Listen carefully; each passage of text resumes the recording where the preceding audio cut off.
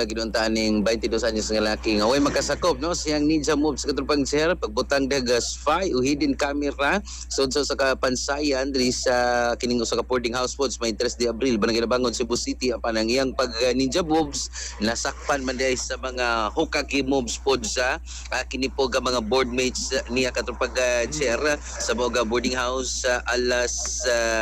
ini pong kuan ni alas time reported alas 3:30 i-media ang alas 3:30 sa kadlawon katupag sir mga kahigalan ang nadakpan mo ni si itago na to sa nga a certain Philip no kini si Philip 22 anyos ulitaw lumad kini siya nga taga Zamboanga del Sur no apan temporaryong limuyo diri sa maong dapit nagabang ni katupag sir samtang ang biktima ianggaan lang po nato ni siya og kini pong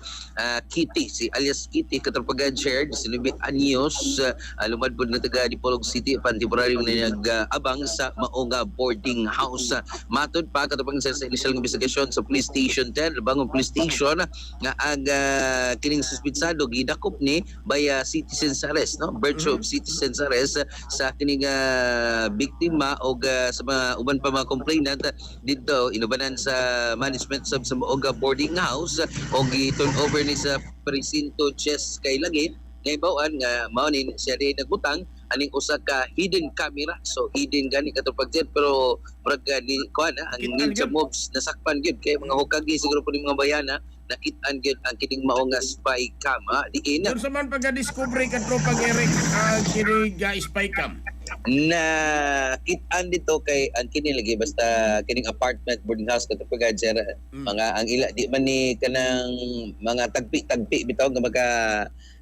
kanang gikuan dia kanang kana bang kuan ba yero ba kaning tawag ganing lawanit no mga plywood aga kini pong gibutang dia kuan man ni kana bang tiles nya kasagaran tiles limpyo kitan out so kung dunay mga kining ipangbutang dia nga kuan katubang sir kana bang na maklaro gyud no nya mahibong sa mga babae nga kuan man ni kana bang mura bag sweeto siguro ring mao 22 anyos ba katubag sir mga kaigalaan pod sumo na nga kuan ni kuan pod kana bang dakop o gi kuan ni kana bang kasuhan ni katubag sir or ato pa say kung impid naman ni napasakaan gyud og kaso kining kaso niya RA 9995 no kining Anti-Photo and Video Voyeurism Act of 2009 katupag Jerry mga kailan diin nagasilot sa kini mga unauthorized no kapag picture pag kini pong video diha sa persons private sex kini pong kuan baka ini sa mo tagid sa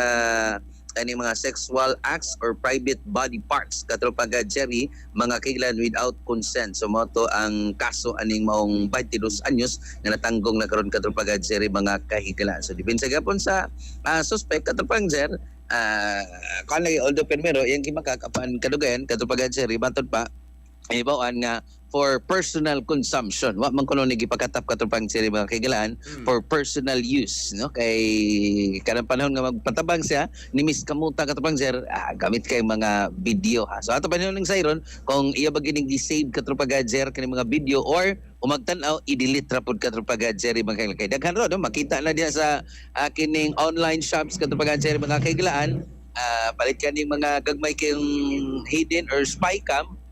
konektado na sa mga cellphones katrupagan sir makamonitor na aga kini po tag-iya sa mga camera katrupagan sir mga higala so far mo nito gasikas gikan sa presinto Jazz the Bangon Police Station mga katropa basta kami disgutan di ay kaping humot lami sustansya mga kaigalan the more you drink mas magka-healthy mo Santon Plus Coffee Mix alang sa Likusang Pilipino para sa Pilipinas yung katropa Eric Amaro XFM News.